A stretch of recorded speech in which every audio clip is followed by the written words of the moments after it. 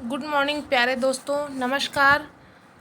आज आपकी हिंदी की क्लास में थ्योरी का ये सेशन हम आगे बढ़ाते हुए आज हम स्वर संधि का जो कुछ पार्ट बचे हुए थे उसे आज कवर करने की कोशिश करेंगे। स्वर संधि का एक भाग जो हमारा बाकी रह गया था, बच गया था, उसे हम पूरे करने के लिए एक और क्लास हिंदी का स्वर संधि का पार्ट एक और क्लास लेके आपके समक्ष आए हैं। तो जिस तरीके से आपने हमारे पिछले वीडियो को जितना सपोर्ट दिया है, प्यार दिया है, तो हम आशा करते हैं कि आप इस वीडियो को भी उसी तरीके से देखेंगे और अपने सारे डाउट्स हिंदी के क्लियर करते जाएंगे। अब एग्ज़ाम के लिए जितने भी आने वाले एग्ज़ाम्स हैं उनके लिए आप प्रिपेयर होते जाएंगे।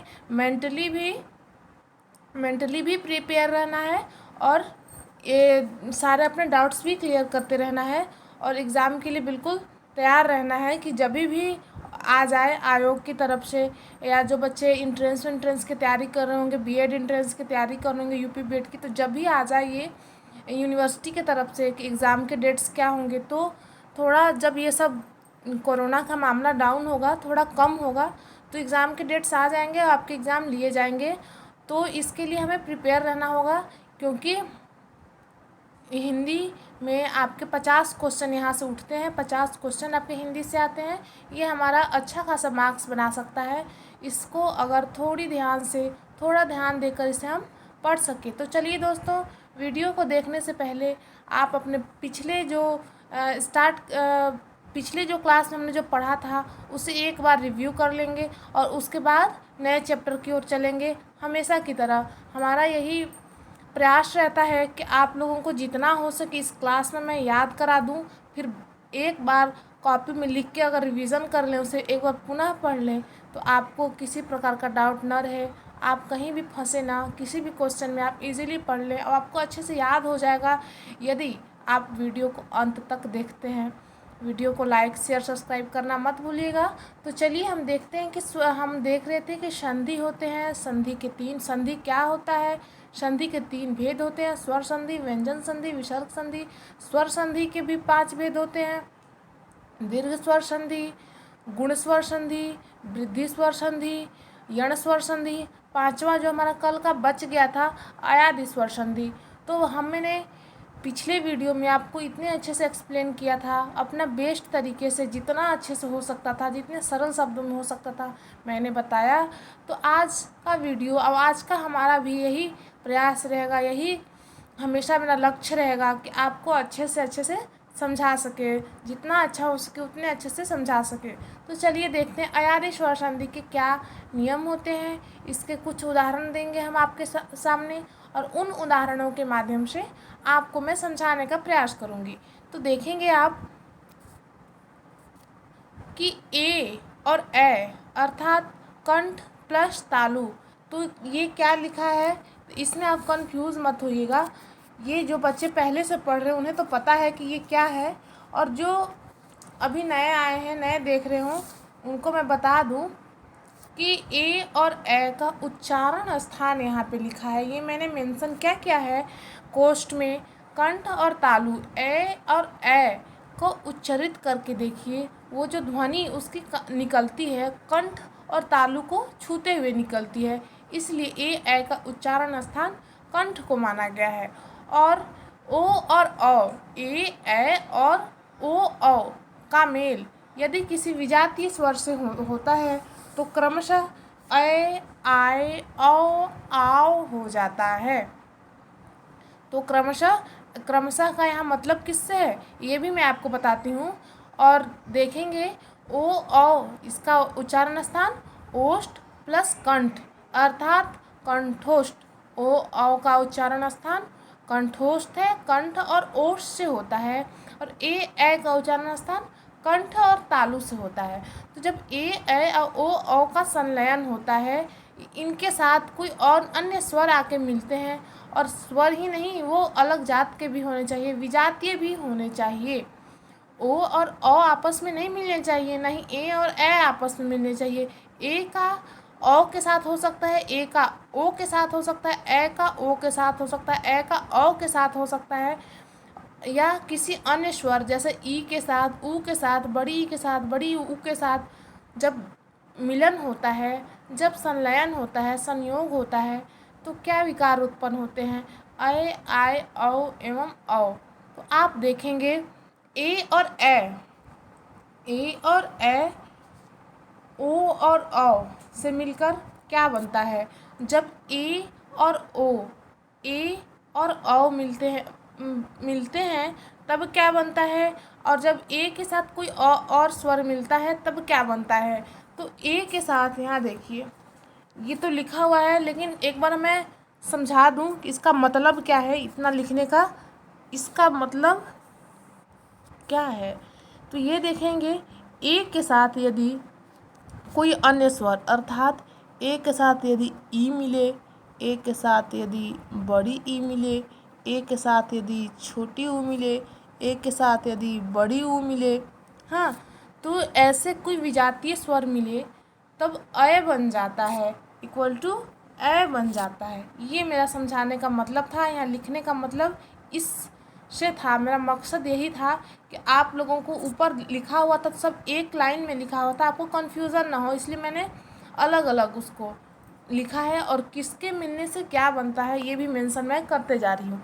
तो अब देखिए कि ए, जब ए के साथ कोई अन्य विजातीय स्वर मिलते हैं, जब ए के साथ कोई अन्य विजातीय स्वर मिलते हैं, तो आपने देखा जब ए के साथ कोई अन्य विजातीय स्वर मिलता है तब तो ए हो जाता है, और जब ए के साथ कोई अन्य विजातीय स्वर मिले, ए के साथ यदि ई मिले, ए के साथ ऊ मिले, ए के साथ औ मिले और ए के साथ बड़ी ई मिले, तो रिज़ल्ट हमारा क्या होता है? आय होता है।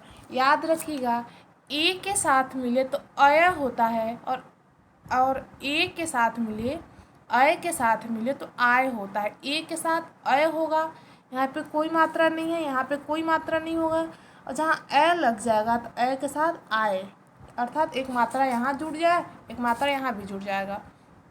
तो संभवतः आप समझ गए होंगे, और जिन बच्चों को कोई परेशानी होगा वो प्लीज़ कमेंट बॉक्स में लिखेंगे, ताकि उन्हें हम फिर से समझा सकें किसी और माध्यम से। इस तरीके से अगर समझ में नहीं आया तो, लेकिन ये सबसे सरल माध्यम है आपको समझाने का। इससे हमको आसान कुछ नहीं लगा जिससे आपको हम समझा सकें। इससे बेहतर और इससे आसान तरीका कोई और मुझे नहीं मिला। समझाने का सबसे बेस्ट तरीका हमको ये मिला जो मैं लिखी हूँ। अब देखिएगा, हमने ए और ए का देख लिया। ए के साथ कोई विजातीय मिले तो अय बन जाता है, और ए के साथ कोई विजातीय मिले तो आय बन जाता है। ओ के साथ यदि कोई विजातीय मिले, अर्थात ओ के साथ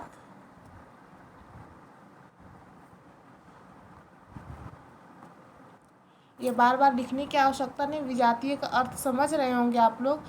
मतलब इसके जाति का नहीं, इसके जाति का नहीं, कोई अन्य जाति का उसे विजातीय कहेंगे तब औ बन जाएगा। तब क्या बनेगा? औ बन जाएगा। जब ओ के साथ कोई अन्य विजातीय स्वर मिले, देखिए जब ओ और औ के साथ का मेल किसी विजातीय स्वर से होने पर क्रमशः औ बन जाएगा। ओके, जब ओ के साथ कोई अन्य विजातीय स्वर मिले, जब ओ के साथ कोई अन्य विजातीय स्वर मिले तो अय बन जाता है। अब आगे देखिए, जब औ के साथ कोई अन्य विजातीय स्वर मिले तो आओ बन जाता है। आपके स्क्रीन पे इस तरीके से लिखा हुआ है, प्लीज़ आप भी कॉपी में इसी तरीके से लिखिएगा ताकि आपको भी समझ में आ जाए, और भविष्य में जब आपको मौका मिले एज अ टीचर चुन के जाने का, किस स्कूल में किसी अन्य बच्चों को पढ़ाने का, तो आप उन्हें भी इसी माध्यम से इतने ही सरल तरीके से पढ़ा सकें जैसे आप सीखे हैं, बिल्कुल सरल माध्यम से।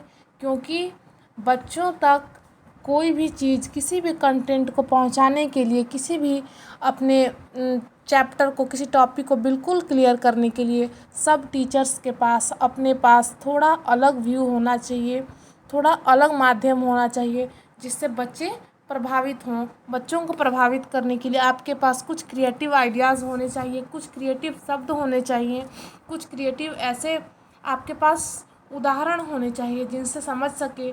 तो आइए हम उदाहरणों के माध्यम से, उदाहरण की सहायता लेते हुए इन्हें थोड़ा डिटेल में जानें। तो जैसे आपने पढ़ा है, इसे हम थोड़ा जूम कर लेते हैं ताकि उस बच्चों को नहीं दिख रहा हो या प्रॉब्लम हो रहा होगा। तो यहाँ देखिए, हमें मतलब अभी इस एग्जाम्पल से है, स्क्रीन पे आपका ये आया। देखिए ने धन अन, तो ये क्या बनेगा, ने धन अन, तो ये क्या बनेगा, नयन। ने, तो ने में क्या छुपा है, तो ने में छुपा है ए, और अन, इसमें तो अ, ये साफ ही दिख रहा है, ये दो वर्ण हो गए, ठीक है। तो इसमें ये व्यंजन है, व्यंजन में छुपा होता है स्वर, जैसे हमेशा आप पढ़ते आ रहे हैं, और यहाँ तो स्वर है, तो ये क्लियरली आपको देख पा रहे होंगे इसे। इसमें छुपा है अ, और ने में छुपा है ए, तो ए और अ मिल के क्या बनते हैं, जब ए का मिलन किसी विजातीय के साथ होता है, ए का मिलन अपने जाति से, क्या मतलब है, ए का अपना जाति क्या होता है, ए होता है, बस। अर्थात ए को छोड़कर, ए का ए के साथ नहीं होगा, ये तो रूल हमारा दीर्घ स्वर संधि का हो जाएगा सजातीय मिलने का। लेकिन जब ए का किसी अन्य के साथ मिलन होगा, ए का किसी अन्य स्वर के साथ मिलन होगा, तो रिजल्ट अय बनेगा। जैसे आप स्क्रीन पे देख रहे होंगे कि ए का ए के साथ, ए का किसी अन्य स्वर के साथ मिलन होता है तो अय बन जाता है। इसी प्रकार से देखिएगा, ने धन अन, तो आयन, नयन, नयन, तो न में अ छुपा है। देखिए इसमें ये अय कैसे बना, ये देखिए, न में ए छुपा है अय, और य में छुपा है य, और न में छुपा है अ, तो ए और अ मिलके क्या बताया था आपको, अय बन जाएगा। तो ये अ, यहाँ अ, और ये आपको दिख रहा होगा। जैसे इसे क्लियर करते हैं फिर बताते हैं। जैसे हमने आपको बताया कि ने में छुपा है अ, इसको एकदम बिल्कुल तोड़ के लिखेंगे, स्वर को अलग और व्यंजन को अलग करेंगे, तब आपको समझ में शायद आ जाए और आगे के एग्जाम्पल आप डायरेक्टली समझ जाए। इतना आपको समझाने की आवश्यकता नहीं होगी। तो ने को कैसे लिखेंगे, न को ऐसे लिख सकते हैं हम बिना स्वर की सहायता से, बिल्कुल तोड़ के। य को ऐसे लिखेंगे और फिर से न को ऐसे लिखेंगे। तो य में सॉरी यहाँ ए होगा, यहाँ ना अ नहीं होगा, यहाँ य में ए छिपा है, ए, तो ये ए और ये अ मिलके अ बन जाएंगे। तो नयन हमारा रिजल्ट क्या होगा कि न में अ, न का अ, और ये अन का अ, न का ए, ने का ए और अ का अ, थोड़ा मिस्टेक हो गया था बोलने में, आप लोग प्लीज़ एक बार फिर से देखेंगे। ने का ए और अन का ए मिलके क्या बने, नयन। तो यहाँ आप देख पा रहे होंगे कि ए और अ का, जब ए और अ का या ए के साथ किसी भी स्वर का, इसके साथ किसी भी स्वर का, ए के साथ चाहे अ हो जाए या ए के साथ ई हो जाए या ऊ हो जाए या बड़ी ऊ हो जाए, कुछ भी हो जाए, या बड़ी ई हो जाए या आ हो जाए, कुछ भी, यदि ए के साथ कोई भी अन्य विजातीय स्वर मिलेंगे तो अय बन जाएंगे, तो अय बन जाएंगे। अब इसको यदि आपने याद कर लिया तो दिस इज़ वेरी सिंपल, इसे याद करने में आपको कोई परेशानी नहीं होगी। जब ए के साथ मिलेगा तो अय, ये हमें याद है, तो अय के साथ जब यहाँ एक मात्रा तो यहाँ भी एक मात्रा, बस क्लियर है, बिल्कुल सिंपल, कोई इसमें ज़्यादा दिमाग लगाने की आवश्यकता नहीं है, बिल्कुल आसान है।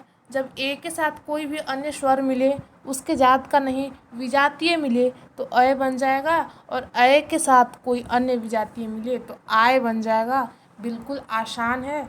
अब आगे चलते हैं, दूसरा उदाहरण देखते हैं, और उदाहरण क्या कहता है इसे क्लियर करते चलें।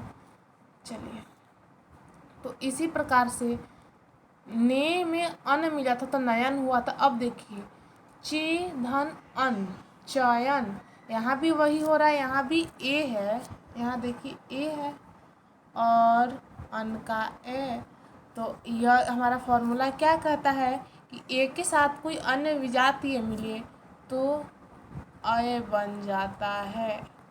तो चयन, हमारा रिजल्ट क्या हुआ, चयन। देखिए यह हमने तोड़ के भी लिख दिया है बिल्कुल आसान तरीके से।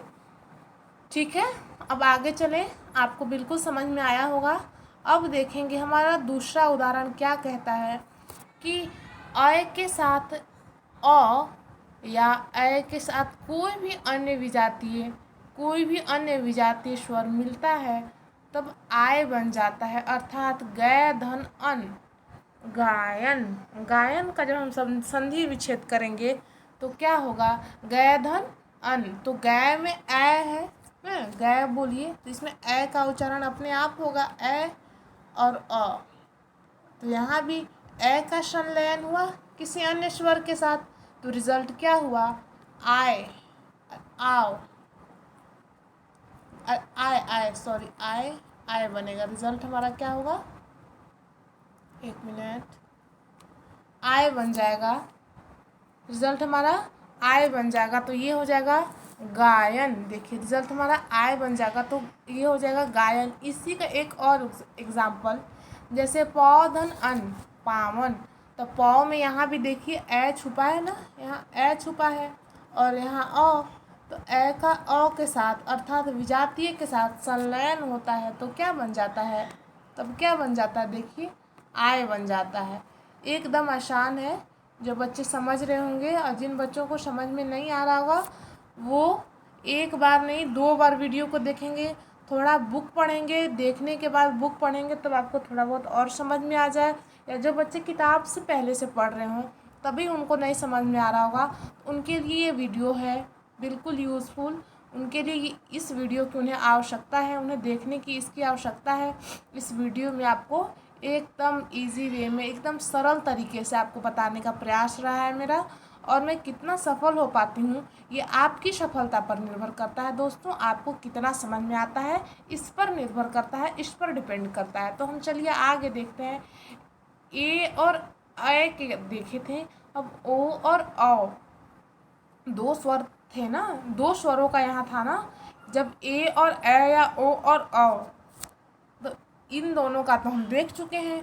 अब इन दोनों की देखने की बारी है एग्जाम्पल के माध्यम से, अब इन दोनों को समझने का है।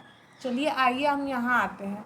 जब ओ का किसी विजातीय के साथ होगा, ओ का किसी विजातीय के साथ होगा तो अव होगा, और औ का किसी विजातीय के साथ होगा तो आव होगा। बिल्कुल इसी तरीके से जब ए का होगा तो य होता है, ए का जब विजातीय के साथ मेल होता है, देखिएगा इन सबको एक में कोई नहीं मिलाएगा, सबको बिल्कुल अलग अलग समझा रही हूँ जैसे वैसे समझते जाएंगे और अपने कॉपी में लिखते जाएंगे अपने सुविधा अनुसार, जैसे उन्हें समझने में सहायता हो। तो ए का किसी विजातीय के साथ मिलन हो रहा था तो अय हो रहा था, और ए का किसी विजातीय के साथ मिलन हो रहा था तो आय हो रहा था। इसी प्रकार से ओ का किसी विजातीय स्वर के साथ मिलन होगा तो अव होगा, और औ का किसी विजातीय के साथ मिलन होगा तो आव होगा।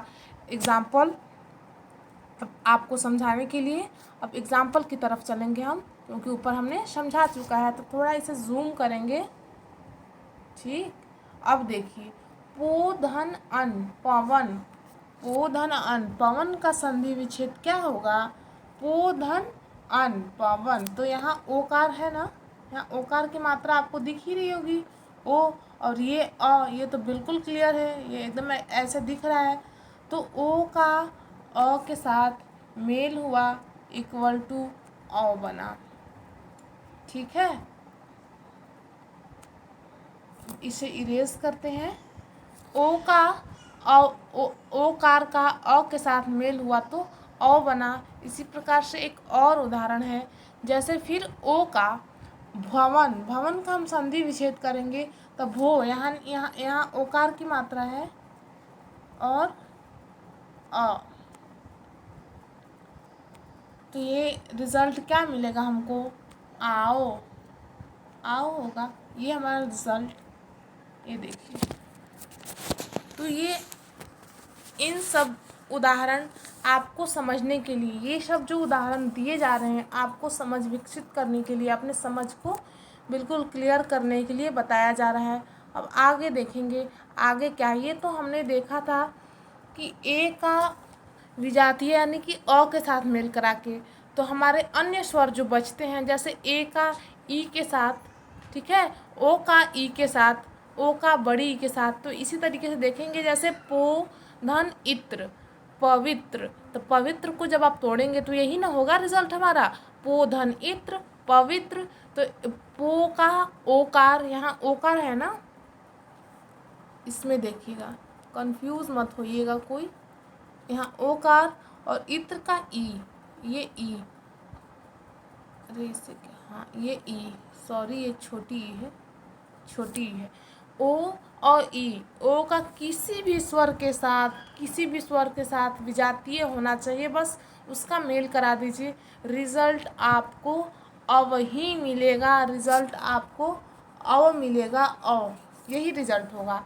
और अ का जब होगा ओ के साथ तो ऐसा होगा, जब अ का होगा ना तो ये बस आव हो जाएगा, बस इसमें यही परिवर्तन होगा कि आव हो जाएगा। ओ के साथ जब इसका मेल होगा तो आव हो जाएगा, ओ के साथ प्लस स्वर इक्वल टू आओ। ठीक है बच्चों, आगे हम चलें। अगला उदाहरण हमारा क्या है, देखिए रोधन ईश, तो यहाँ छोटी ई था, अब यहाँ देखिएगा ओकार प्लस ई, बड़ी ई, यहाँ है ओकार, ये देखिए ये है ना रो में छुपा हुआ, ओ धन ई, रिजल्ट क्या होगा, अव होगा, अव, ठीक है, ये अब इसे अब होगा रो धन ईश, तो क्या होगा रवीश। ठीक है, आगे चलिए, आगे हम पेन को इरेज करते चलेंगे। फिर है पौधन अक, पावक, तो पौ में डबल मात्रा लगी है यानी कि अ और अ का मेल होगा तो आओ हो जाएगा। और नौ धन ईक, तो नौ के साथ वहाँ अ के साथ अ था तब भी आ हुआ था, और नौ के साथ इक आएगा तो अवी हो जाएगा, ई औ ई औ और ई एक साथ बोलकर देखिए। चलिए इसे भूल जाइए, इसके साथ इसका मेल होगा तो क्या होगा, इसे आप भूल जाइए, क्या होगा ये हटा दीजिए। अब आप प्रैक्टिकल करके देखिए आप कितना सीखें, अपने आप को यहीं पर जांचिए आप कितना सीखें। नौ में ओ छिपा है ना, और ईक का ई, तो ओ और ई, औ ई एक साथ बोल के देखिए तो आपको उच्चारण क्या सुनाई देगा, अवी, अवी, यानी कि ओ और ई मिलके नाविक बनेगा। आप बिल्कुल रटेंगे नहीं, एकदम प्रैक्टिकली सीखते चलेंगे। आप उदाहरण जो दिया हुआ है इनका उच्चारण करके देखें।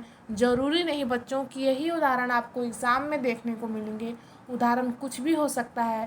तो इसके लिए आपको क्या चाहिए, बस कॉन्सेप्ट क्लियर होना चाहिए। एग्ज़ामिनर बस यही चाहता है कि जो भी बच्चे सेलेक्टेड बच्चों का, उन्हीं बच्चों का सिलेक्शन होगा जिनका होगा कॉन्सेप्ट क्लियर।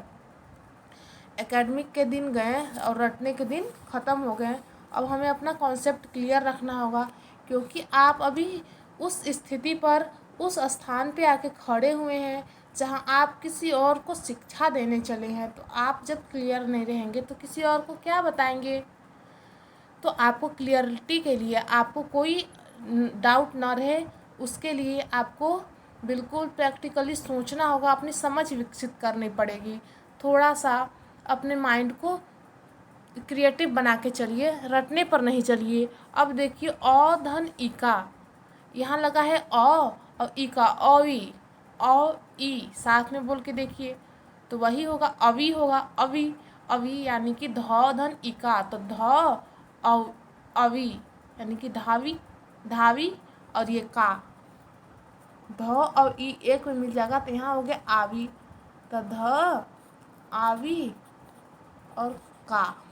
ठीक है, तो ये आ जो है यहाँ आ लग जाएगा, इसे फिर जब हम संक्षिप्त करेंगे तो ये जो आ है यहाँ ध में आ हो जाएगा, और वी का, धाविका। ठीक है, क्लियर है। एक बार इसे हम फिर से लिख देते हैं क्योंकि थोड़ी सी, हाँ यहाँ स्पेस है, यहाँ साफ साफ लिखते हैं कि ध है और ध में जोड़िए, ध में अवि का जोड़िए तो क्या होगा, यहाँ देखिए। तो ये जो अ है और ये अ है, यहाँ भी अ है, यहाँ भी अ है, तो आ हो जाएगा, वी हो जाएगा और ये का। इसी प्रकार से थोड़ा टाइम देकर, अभी सबके पास टाइम होगा, किसी के पास टाइम की कमी नहीं होगी, तो अपना पढ़ाई में कहीं अन्य जगह उसे टाइम को एक्सपेंड ना करके पढ़ाई में लगाएंगे और थोड़ा सा चीज़ों को बारीकी से समझते जाएंगे। उसकी छोटी छोटी चीज़ों को ऐसे आप समझते जाएंगे ना, तो ये आपका बहुत बड़ा कॉन्सेप्ट क्लियर हो जाएगा। संधि मैक्सिमम बच्चों को ट्रिकी लगता है, लेकिन इजी वे में पढ़िए, ज़्यादा दिमाग पे लोड मत लीजिए, क्योंकि ये कोई टफ सब्जेक्ट नहीं है, ना ही कोई टफ टॉपिक है। यदि आप इसे आसान समझते हैं, यदि आप इसे समझते हैं, क्योंकि हिंदी हमारी मातृभाषा है बच्चों, हम लोग बचपन से हिंदी में बोलते आ रहे हैं, हिंदी में पढ़ते आ रहे हैं, तो इसे समझने में हमें ज़्यादा प्रॉब्लम नहीं होता है, ज़्यादा परेशानी नहीं होती है। तो ये हमारा था अयादी संधि का इतना सा पार्ट, जिसे आज मैंने कंप्लीट किया है। जिन बच्चों को समझ में ना आए वो हमें कमेंट में ज़रूर बताएंगे, और जिन लोगों को समझ में आया वो भी हमें कमेंट बॉक्स में करेंगे कमेंट कि हमें समझ में आ गया, हमारा हो गया कॉन्सेप्ट क्लियर, ताकि हमको भी अच्छा लगे कि हमारे पढ़ाए हुए जो टॉपिक्स हैं वो बच्चों को समझ में आ रहे हैं। हमारे वजह से बच्चों का कुछ अच्छा हो जाएगा, एग्ज़ाम में कुछ नंबर गेन कर पाएंगे, तो हमें भी अच्छा लगेगा।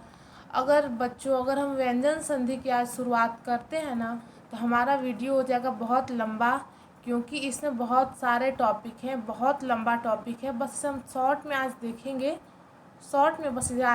कि व्यंजन संधि क्या होता है, और इसके अंदर लगभग 10 से 15 रूल्स आपको मिलेंगे। व्यंजन संधि के अंदर 10 से 15 रूल्स मिलेंगे। तो इसे आज की इस वीडियो में बताना संभव तो नहीं है, लेकिन थोड़ा सा हम आपको बताते चले कि व्यंजन संधि है क्या, और इसे कंप्लीट करेंगे, इसको फिर से रिव्यू करके अगले वीडियो में, और इसे एक वीडियो स्पेशल व्यंजन संधि की होगी जिसमें आपको समझाया जाएगा, क्योंकि इसके रूल्स बहुत सारे होते हैं।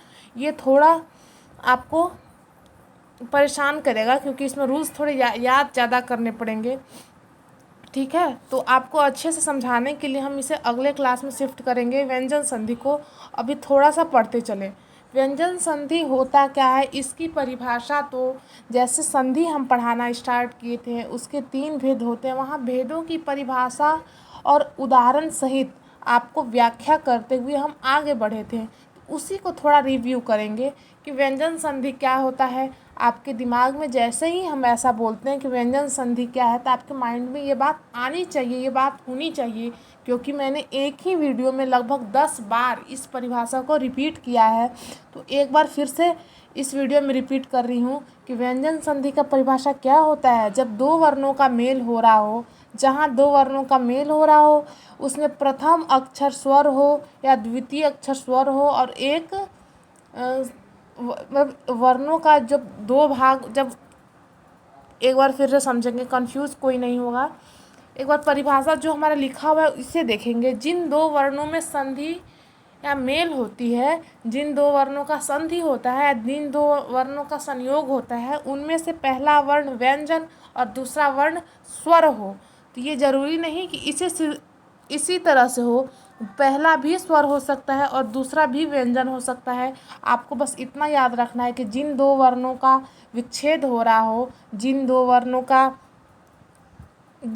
का विच्छेद नहीं, जिन 2 वर्णों का मेल हो रहा हो, जिन 2 वर्णों का संयोग हो रहा हो, उसमें से एक व्यंजन होना चाहिए और एक स्वर होना चाहिए। दोनों स्वर हुए तो वो स्वर संधि में चला जाएगा।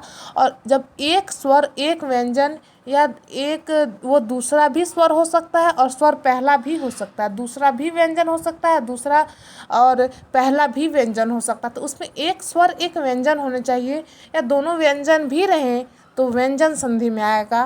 तो ये तो हमारा परिभाषा हो गया। और इन जब 2 व्यंजनों के मिलने से या एक स्वर एक व्यंजन के मिलने से जो विकार उत्पन्न होगा, जिस विकार की उत्पत्ति होगी, अर्थ में जो परिवर्तन होगा, उस शब्द की में जो परिवर्तन होगा उसे व्यंजन संधि कहते हैं। और देखेंगे इसमें पहचानने का हमारा एक पहला तरीका है। इसे पहचानने का लगभग 10 से 15 लगभग 15 नियम है। तो एक नियम को आज हम देखेंगे, बाकी को नेक्स्ट वीडियो में, और नेक्स्ट वीडियो में इसको भी फिर से रिव्यू किया जाएगा। और सारे जितने भी हमारे व्यंजन संधि के पार्ट होंगे एक अलग वीडियो व्यंजन संधि पर स्पेशली बना के आपको प्रोवाइड कराया जाएगा। और यदि बच्चों आप लोगों को समझ में आ रहा होगा तो प्लीज़ आप हमें मोटिवेट करिए। आपका मोटिवेट करने का तरीका आपके पास क्या है? लाइक करेंगे क्लास को, कमेंट करेंगे हमें कि आपको कैसा लग रहा है। और ये भी हिचकिचाना नहीं है, जिन लोगों को समझ में नहीं आए बेहिचक हमसे कह सकते हैं कि हमें ये चीज़ समझ में नहीं आया, यहाँ पे डाउट्स रह गया। तो उन बच्चों के लिए फिर से समझाया जाएगा। फिर से कैसे समझाएंगे? मॉक टेस्ट के माध्यम से। वहाँ भी पूरा व्याख्या करते हुए आपके पास मॉक टेस्ट आएगा, और उस मॉक टेस्ट के माध्यम से आपको हम फिर से रिव्यू कराएंगे। तो देखेंगे यदि क च ट त प वर्ण यानी कि क ख ग घ च छ ज ध ट ठ द ध और त थ द ध प फ ब भ वर्णों का तृतीय अथवा चतुर्थ वर्ण, तो क का तृतीय क्या होगा? ग हो जाएगा, और चतुर्थ घ हो जाएगा। ठीक है, इसको कनेक्ट करते चलेंगे। क का तृतीय हो जाएगा घ, थर्ड तृतीय, और चतुर्थ हो जाएगा घ। उसी प्रकार से च का तृतीय हो जाएगा ज, थर्ड, और च का ये फोर्थ हो जाएगा। ठीक है, उसी तरीके से ट का तृतीय ड हो जाएगा, और ट का ही चतुर्थ ढ हो जाएगा। उसी प्रकार से त का तृतीय द हो जाएगा, और त का चतुर्थ ढ हो जाएगा। यहाँ है स्क्रीन छोटी इसलिए हो जा रहा है सब गड़बड़, सब एक ही में मिल जा रही है। आपको मैं क्लियरली बोल रही हूँ कि यदि क च ट प ये सब वर्ग होते हैं ना, हमारे क वर्ग के होते हैं, क ख ग घ यहाँ तक, तो जो क का तृतीय अक्षर और क का चतुर्थ अक्षर, क वर्ण का यानी कि क वर्ण का पहला अक्षर तो क हो गया, तृतीय में ग हो जाएगा, और चतुर्थ में घ हो जाएगा। तो यही समझाने के प्रयास कर रहे हैं हम कि यदि उसी प्रकार से च का तृतीय ज हो जाएगा और चतुर्थ झ हो जाएगा, ट का तृतीय क्या हो जाएगा? ड हो जाएगा, और चतुर्थ ढ हो जाएगा, त का तृतीय हो जाएगा द, और चतुर्थ हो जाएगा ध, और प का तृतीय हो जाएगा ब, और चतुर्थ हो जाएगा भ। अथवा यर लव या कोई स्वर हो तो क च ट त प के स्थान पर उसी वर्ग का तृतीय अक्षर ग ज ड द व हो जाएगा। थोड़ा ट्रिकी है फ्रेंड्स, मैं आपको अभी समझा रही हूँ, कोई परेशान नहीं होगा। यहाँ कहने का मतलब ये है, लिखने का अगर इससे लिखने से आपको समझ में नहीं आ रहा होगा तो ये समझ विकसित करिए। मैं बता रही हूँ, इसे सुनिए। ऑरली में बता रही हूँ बिल्कुल सरल शब्दों में। यदि क का मेल किसी स्वर के साथ, अर्थात कोई वर्ड है उसका संधि विच्छेद किए तो उसका प्रथम जो वर्ण है वो क हो, और दूसरे वर्ण का जो प्रथम शब्द है वो कोई स्वर हो, तब क यदि किसी वर्ण का लास्ट अक्षर यदि क रहेगा तो उसी वर्ग का वो ग में बदल जाएगा, उसी वर्ग का तृतीय अक्षर अर्थात ग में बदल जाएगा। और यदि च हो तो उसका तृतीय अक्षर ज में बदल जाएगा। यदि ट के बाद कोई स्वर आए या यर लवा आए, यदि क के साथ क के बाद कोई स्वर आए या यर लवा आए तो क वर्ग का तृतीय अक्षर अर्थात ग में बदल जाएगा। यदि च के बाद कोई स्वर आए या यर लव आए तो वो ज में बदल जाएगा। उसी प्रकार से ट के बाद कोई स्वर आए या कोई व्यंजन जैसे यर लव आए तो वो द में बदल जाएगा। अर्थात यदि क च ट त प के बाद कोई भी स्वर आए, ठीक है, कोई भी स्वर आए या कोई व्यंजन जैसे यर लव आए तो वो अपने ही वर्ग के तीसरे वर्ण में बदल जाते हैं, अर्थात क के जगह पर ग हो जाएगा, च के अगर च है तो उसके जगह पर ज हो जाएगा, ट है तो ड़ हो जाएगा, और द है तो द हो जाएगा, प है तो ब हो जाएगा। ये ज़्यादा मुसीबत नहीं करेगा। इसे हम देखेंगे उदाहरण, जब आप देखेंगे ना आपको बिल्कुल इजी लगेगा। जैसे मैंने आपको बताया कि यदि क के बाद कोई स्वर आ जाए, तो यहाँ देखिए क है, क के बाद आ गया स्वर, तो वो क वर्ग के ही तृतीय वर्ण में बदल जाएगा। अर्थात क का तृतीय क ख ग, तो थर्ड नंबर में ग आया ना, तो ये जो क है ये ग में बदल जाएगा। ओके, ये तो विच्छेद के माध्यम से हमने बताया। अब देखिए आपके एग्जाम्पल में क्या आया। एग्जाम्पल में आया कि वागीश में कौन सा संधि है। वागीश में कौन सा संधि है, तो सर्वप्रथम हमारा रूल क्या कहता है कि इनका हम विच्छेद करेंगे। समझने के लिए इसका हम विच्छेद करेंगे। तो इसका विच्छेद कैसे होगा, वाक धन ईश। ठीक है, आपको देखना है कि इसे हम जब तोड़ेंगे तो ये है ग, और ग के बाद आ रहा है श में छुपा है ग में छुपा है स्वर। इसको हम अलग अलग करेंगे तो वाक धन ईश हो जाएगा। वागीश का हम संधि विच्छेद कर लेंगे। संधि विच्छेद करने के बाद हम देखेंगे कि जो प्रथम वर्ण है वो क का है, तो उसके बाद फिर स्वर आया हो या यर लव भी हो सकता है आया हो, तो क वर्ण का ही तृतीय अक्षर अर्थात ग में बदल जाएगा। क्लियर। उसी प्रकार से दूसरा एग्जाम्पल देखिए, फिर यहाँ क है और ई है, मिलके ग बन गया। आगे देखिए क है और अ है, तो यहाँ कोई भी स्वर हो, हैं, क के बाद कोई भी स्वर हो या यर लव हो या व्यंजन हो, तो ग में बदल जाएगा। अगर यहाँ क की जगह पे त रहता, क की जगह पे च रहता, त रहता, तो त का जो तीसरा अक्षर होगा द। ठीक है, अगर प रहता तो प का तीसरा अक्षर ब में बदल जाता है। अगर च रहता तो च का तीसरा अक्षर ज में बदल जाता है। लेकिन यहाँ है क, और क का तीसरा अक्षर होता है ग, इसलिए ये ग में बदल गया। उसी प्रकार से आगे देखिए, ये तो क वर्ग का था। अब च वर्ग का देखिए, च के बाद आ गया ना स्वर, जैसे ऊपर क के बाद स्वर आया था, उसी प्रकार से देखिए च के बाद आ गया स्वर अच धन अंत अचंत। ठीक है, तो च के बाद कोई स्वर आया, देखिए च का तीसरा अक्षर ज होता है ना, ज में बदल गया। ठीक है, फिर देखिए च के बाद आया अ, तो ये भी बदल गया ज में। बिल्कुल क्लियर होगा। अब तो किसी को संशय नहीं होना चाहिए हमारे हिसाब से, क्योंकि मैंने उदाहरण भी दे दिया और उसे डिटेल में समझा भी दिया। अब देखिए ट वर्ग का, जैसे सट धन आनंद सडानंद, तो देखिए ट था ना, ट का तीसरा अक्षर क्या होता है, ड होता है। उसी प्रकार से च था ना, च का तीसरा अक्षर ज होता है, तो च के बाद आया स्वर, तो आराम से तीसरा अक्षर हम लिखेंगे और अपना वर्ड क्रिएट करेंगे। उसी प्रकार से देखिए त वर्ण के बाद सत धन आचार, ये त जो है व्यंजन है, व्यंजन के बाद आया स्वर, तो इन दोनों का जब मेल होगा तो त का तीसरा अक्षर द में बदल जाएगा। ठीक है, जैसे सत धन आशा, यहाँ भी सत है व्यंजन। ठीक है, सत है व्यंजन, उसके बाद आया स्वर, तो ये द में बदल गया। जगत धन ईश, त है व्यंजन, त के बाद आया स्वर ई का बदल जाएगा जगदीश में। ये देखिएगा दोस्तों, अगर दोनों स्वर तो हो नहीं सकता है, क्योंकि व्यंजन संधि का पहला हमारे साथ शर्त यही होता है कि एक स्वर एक व्यंजन। ये व्यंजन यहाँ भी हो सकता है, यहाँ भी हो सकता है, दोनों में से एक व्यंजन और एक स्वर होना चाहिए। दोनों स्वर हो जाएंगे तब तो ये स्वर की दोनों स्वर हो जाएगा तब तो स्वर संधि हो जाएगा। व्यंजन संधि के लिए एक व्यंजन का होना आवश्यक है, और ज़रूरी नहीं कि एक स्वर ही हो। यहाँ देखिए, जैसे ये भी व्यंजन और ये भी व्यंजन, यहाँ तो एक व्यंजन एक स्वर हो रहा था, एक व्यंजन एक स्वर हो रहा था, लेकिन व्यंजन संधि में ज़रूरी नहीं कि एक व्यंजन एक स्वर हो। दूसरा शर्त ये भी होता है कि दोनों के दोनों व्यंजन भी हो सकते हैं, एक स्वर एक व्यंजन एक स्वर भी हो सकते हैं।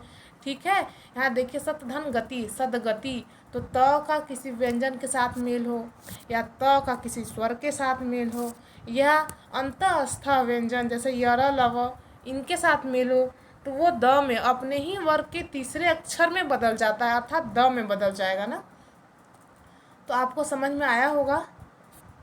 आगे एग्जाम्पल देखेंगे प वर्ग के साथ क्या होता है। सबके साथ वही है रूल, कुछ अलग नहीं है, कुछ नया नहीं है। अब देखिए, सुप धन अंत, शुबंत, तो प का हो गया प हो गया व्यंजन, व्यंजन का हुआ स्वर के साथ, हाँ, व्यंजन का हुआ स्वर के साथ जब मेल, तो बन गया प का ही थर्ड अक्षर अर्थात ब।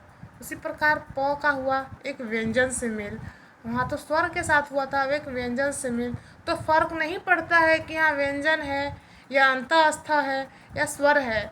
फर्क बस इतने से मतलब है कि यहाँ प है, तो प के बाद यह कुछ भी आएगा तो वो बदल जाएगा किसमें, अपने थर्ड, यानी कि अबज लिखा हुआ है, अबज, कोई कंफ्यूज नहीं होइएगा, ये लिखा हुआ है अबज, तो अपने ही अक्षर के तीसरे वर्ण में बदल जाते हैं। ठीक है। और एक और पॉइंट जो मैं आपको बताना भूल गई हूँ, यदि यहाँ व्यंजन हो, यदि यहाँ व्यंजन हो और यहाँ स्वर हो, यहाँ स्वर हो यहाँ व्यंजन हो, ठीक है, ज़रूरी नहीं कि ये व्यंजन यहीं ही होगा, ये व्यंजन यहाँ भी हो सकता है, ज़रूरी नहीं कि ये स्वर यहाँ हो, ये स्वर यहाँ, यहाँ व्यंजन ये भी हो सकता है।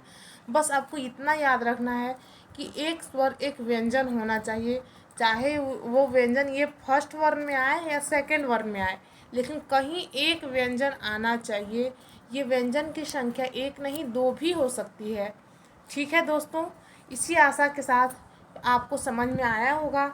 आप प्लीज़ इसे ज़्यादा से ज़्यादा शेयर करेंगे ताकि हम मोटिवेट हो के आपको और अच्छे तरीके से एक्सप्लेनेशन के साथ और अच्छे उदाहरण के साथ आपके सामने आए, और अपने क्लास को सक्सेसफुल बनाने के लिए, अपने कोचिंग को, अपने अश्विनी जीएस क्लासेस को टॉप पर पहुंचाने के लिए इसे बस आपकी आवश्यकता है, बस आपके सपोर्ट की आवश्यकता है। आप इसे जितना शेयर करेंगे उतना ही बच्चों को सपोर्ट मिलेगा, उससे हमें भी सपोर्ट मिलेगा, एक संभावना मिलती है कि हमारे वीडियो को इतने सारे बच्चे देखें। जो बच्चे घर पे बैठे होंगे, पढ़ने नहीं पा रहे होंगे, कोचिंग्स में जाकर बुक्स का समझ में नहीं आता है, लैंग्वेज थोड़ा टफ होता है, उनको ये वीडियो आप ज़रूर शेयर करेंगे। तो ठीक है दोस्तों, आज के लिए बस इतना ही। नमस्कार, जय हिंद,